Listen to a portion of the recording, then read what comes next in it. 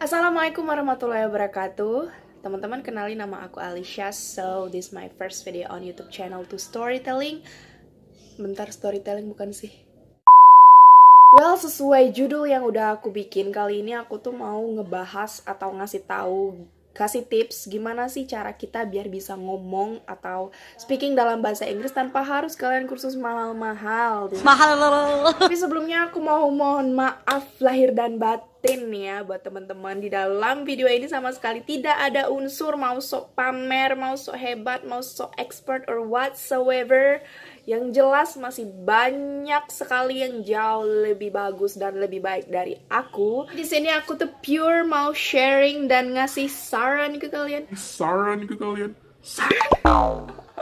Ini aku tuh mau ngasih saran dan berbagi sama kalian berdasarkan pengalaman dan ilmu yang aku dapat, baik itu di kampus, di sekolah, di internet, atau di media-media lainnya. Sebelumnya aku mau ngasih tahu juga nih, kalau misalkan kebetulan aku itu dari aku kecil sampai sekarang, aku tuh nggak pernah ikut yang namanya kursus-kursus yang berbau bahasa Inggris. Tapi kalau emang ada di antara kalian ikut kursus, itu malah lebih bagus ya, malah lebih cepat penyesuaiannya. Tapi kalau aku sendiri, aku nggak pernah ikut kursus-kursus itu. Dan sekolah aku juga bukan dari sekolah internasional, jadi benar-benar SD, SMP, SMA itu sekolah negeri biasa. Tapi pada dasarnya aku itu emang suka bahasa Inggris. Jadi kalau misalkan ada pelajaran bahasa Inggris, aku tuh kayak lebih bersemangat gitu dibanding mata pelajaran yang lainnya. Nah, baiklah, langsung aja tanpa perlu banyak basa-basi, kita mulai kupas tuntas gimana sih atau tips cara biar kita speaking dalam berbahasa Inggris. Nah, aku tuh tahu banget ya kendala kita dalam ngomong bahasa Inggris itu rata-rata itu kebanyakan mikirnya. Maksudnya kayak ntar dulu deh, grammarnya masih belum bagus, atau ntar dulu deh, belum mahir 16 tenses, belum hafalin juga semua aturan dan pola kalimat. Entar. Kalau kita mikir entar terus, kapan kita itu bisanya? Siapa bilang kita itu harus hafalin satu buku grammar sebelum terjun ke lapangan? Harus hafal 16 tenses. No, itu konsep yang keliru guys. Karena aku sendiri pun gak hafal grammar itu sendiri. Maksudnya tuh kayak 16 grammar itu aku gak hafal. Tapi aku nggak bilang grammar di sini nggak penting ya. Grammar itu penting, tapi menurut aku buat orang-orang yang punya keinginan belajar atau baru mau belajar, itu yang paling penting kayaknya niatnya dulu deh. Kita nikmati prosesnya aja dulu ya, dimulai dari nol gitu. Nanti kita baru bisa naik level. Tips yang pertama itu adalah berani. Banyak kan kendala kita buat ngomong itu rata-rata adalah takut buat ngomong lah, takut salah lah, takut inilah, itulah. Pokoknya banyak banget berbagai macam jenis takut yang buat kita itu kayak mikir-mikir gitu mau ngomong. Itu harus buang dulu rasa cemas, rasa takut, rasa malu. Karena yang namanya belajar speaking itu mulai dari logat jelek, otak blank, salah grammar, ngomong lamban, ngomong terbata-bata, itu normal banget. Normal guys. Kesalahan itu pasti terjadi dan kita itu harus terima kalau kita itu bakal salah. Kita itu juga harus buang jauh-jauh kecemasan akan pencitraan, kayak takut diomongin orang lah, takut diketawain lah, takut dikatain sok gaul lah, dan banyak macam jenis kecemasan yang lainnya. Gak apa-apa, gak usah peduliin omongan orang, yang penting berani aja dulu.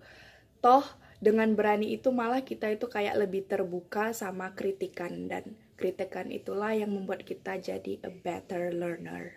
Tips yang berikutnya yaitu let's practice in English. Nah, ini tuh praktek ya, penting banget gitu. Nah, kita itu harus sering latihan ngomong setiap hari. Oke, katakanlah kita itu punya broken English. Masalah, yang penting pede aja dulu. Itu juga nggak harus memulai dengan kalimat-kalimat yang kompleks. Kita itu bisa memulai with something simple, kayak bikin pertanyaan pendek, bikin kalimat-kalimat pendek yang kalimatnya itu sederhana, nggak perlu yang ribet Contoh kalimat pendeknya pun kayak misalkan dimulai dari sekitaran kita dulu. Misal nih lagi di rumah, ini ada a sofa atau a television, a window. Mulai dari vocab itu, dimulai dari kata-kata itu, kalian bikin satu kalimat yang di dalamnya itu ada subjek, ada verb, dan ada objek.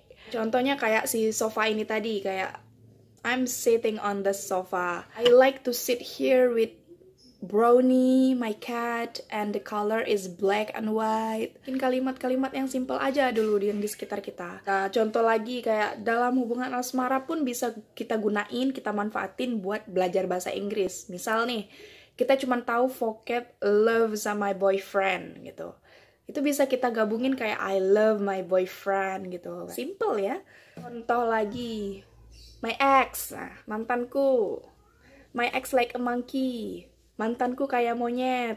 Mantanku kayak monyet. Mantanku kayak monyet. Contoh.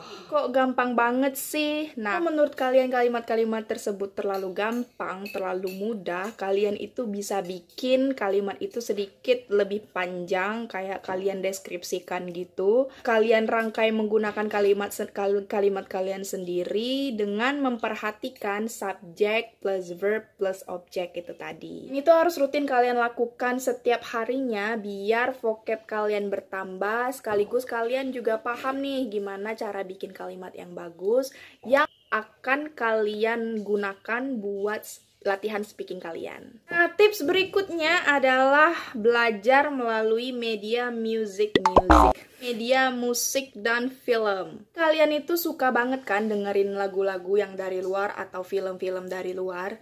Nah, itu bisa kalian jadikan media kalian buat kalian menambah kosakata dan buat melatih bahasa Inggris kalian. Nah, jujur aku sendiri pun kadang nggak paham si penyanyi itu ngomong apa, karena ya namanya pronounce orang luar negeri kan berbeda ya dengan orang kita. Nah, kalau misalkan aku udah nggak paham, biasanya aku itu cari liriknya. Terus habis aku cari liriknya, kosakata atau kalimat yang nggak aku paham, biasanya aku cari di kamus artinya apa. Nah, kalau pas nonton film, saran aku, kalian pas nonton yang pertama kali, oke lah, kalian pakai subtitle bahasa Indonesia. Nah, abis itu kalian nonton yang kedua kalinya, kalau bisa kalian matiin subtitlenya, atau kalaupun kalian mau hidupin subtitlenya, kasih yang subtitle yang bahasa Inggris. Nah, dengan begitu, kalian itu bisa memperhatikan gimana sih cara mereka berdialog, cara mereka berinteraksi satu sama lain. Kita bisa lihat tuh di subtitlenya itu bahasa Inggrisnya itu kalimatnya kayak gimana, aksen mereka ngomong, cara mereka berdialog, dan attitude mereka dalam berbicara. Tips berikutnya adalah talk to yourself. Misalkan kalian itu belum berani nih ngomong sama orang-orang, kalian itu bisa mulai dari diri kalian sendiri. Mulailah jadi orang gila.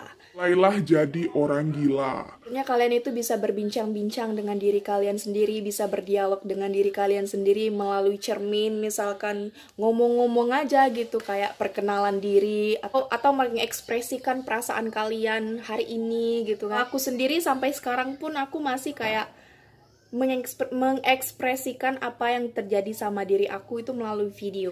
Aku tuh kayak memotivasi diri aku sendiri. Come on Alicia, you can do it, you are strong enough, keep fighting, life must go on, or something like that. Itu kayak aku masih sering lakuin gitu. Nah, sebenarnya itu tuh bisa meningkatkan kepercayaan diri kita juga. Kalian bisa juga lakuin hal itu sekalian kalian koreksi nih pas lagi ngomong tuh kan. Terus kalian lihat video kalian, kok aku gila banget ya? Kok aku gila banget ya? Maksudnya kalian bisa koreksi gitu kan. Kira-kira kalimat aku ada yang salah nggak ya? Kira-kira pronounce aku bener nggak ya? Kayak gitu. Tips berikutnya adalah buat diri kalian itu tenggelam di dalam lingkungan yang kalian ciptakan sendiri. Maksudnya di sini adalah, aduh maaf ya panas. Kalian itu bisa menciptakan lingkungan yang sama-sama pengen belajar bahasa Inggris. Misalkan kalian itu bisa cari teman, atau kalian bisa ikut organisasi-organisasi yang berhubungan dengan bahasa Inggris. Kayak aku waktu sekolah itu kayak ikut ekskul gitu, namanya English Club. Nah, di situ tuh kan emang kita ketemu sama orang-orang yang pengen belajar bahasa Inggris. Jadi kita itu bisa sama-sama komunikasi sama mereka, sama-sama belajar, dan sama-sama meningkatkan keterampilan berbahasa Inggris kita. Atau kalian bisa juga ketemu native speakernya secara langsung. Misalkan di tempat kalian punya tempat wisata nih yang lumayan banyak didatengin para turis.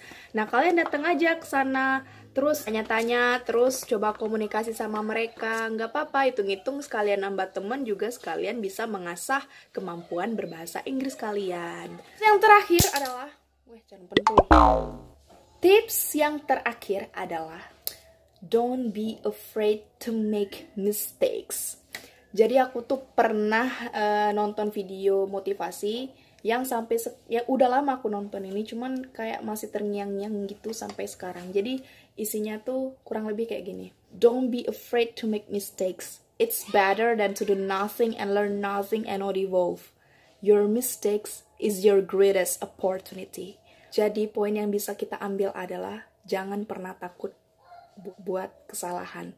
Kita itu bisa belajar jadi orang yang lebih baik karena kesalahan. Intinya jangan pernah takut buat mencoba. Namanya gagal dan salah itu pasti ada dalam kehidupan kita. Pernah dengar gak? Kegagalan adalah guru terbaik. Memang seorang takkan pernah memahami keberhasilan kalau belum pernah merasakan yang namanya kegagalan. Baiklah teman-teman, itulah beberapa tips dari aku. Semoga bermanfaat buat kalian, dan aku mohon maaf banget kalau misalkan banyak salah kata. Maklum lah ya, video pertama. Terima kasih sudah menonton dan assalamualaikum warahmatullahi wabarakatuh.